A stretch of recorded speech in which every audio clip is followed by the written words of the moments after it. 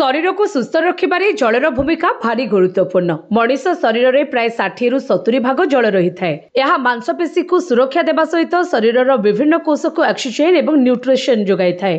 से भली यह शरीर में रोग प्रतिरोधक शक्ति वृद्धि करि थाए। किंतु जदि पानी को सठिक उपाय रे पिया न जाए तेबे यह मनीष को बहुत प्रकार रोगर शिकार हेबाको पड़ी थाए। हाँ दर्शक बंधु, जदि आपण ठिया होइकी पानी पिउछंती तेबे एहा आपणक शरीर पाई अत्यंत क्षतिकारक।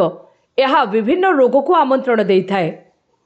तेबे आजिर वीडियो रे मु आपणक कहबी छिड़ा होइकी पानी पीले केउ सब समस्या देखा देई थाए।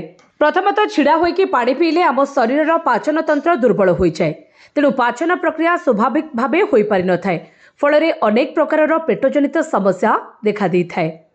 छिड़ा होइकी पानी पीबा फल पानी आम किडनी रे ठीक से पहुँची पारि न थाए। आउ यह सेठी छाणी होई शरीर विभिन्न अंश रे पहुँची पारि न थाए। धीरे धीरे तांको किडनी रे परिस्रा जमी जमी जाई थाए। आउ धीरे धीरे किडनी खराब होई जाई थाए। तेणु केबे मध्य छिड़ा होइकी पानी पीबा उचित नुहे। छिड़ा होइकी पानी पीबा द्वारा समस्तंकर सबुठारु बड़ समस्या होछि गंठी समस्या। कहीं जेतेबेले आमे ठिया होई पानी पी थाउ ताहा आम गंठी भितरर जुड़ा को खराब कर दे थाए। सेथिपाई गंठी कम बयसरू ही खराब हेबाकु लागि थाए। जदि आपण छिड़ा होइकी पानी पिउछंती तेबे खूब शीघ्र आपणक ठारे लिभर असुविधा देखा देई थाए।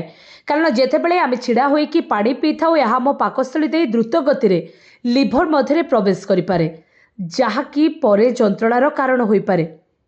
तेणु भूलले मध्य छिड़ा होइकी पानी पीबा उचित नुहे।